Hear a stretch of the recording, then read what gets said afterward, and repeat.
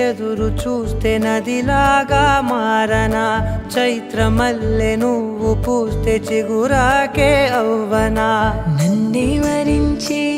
యువరాజును అంట నీ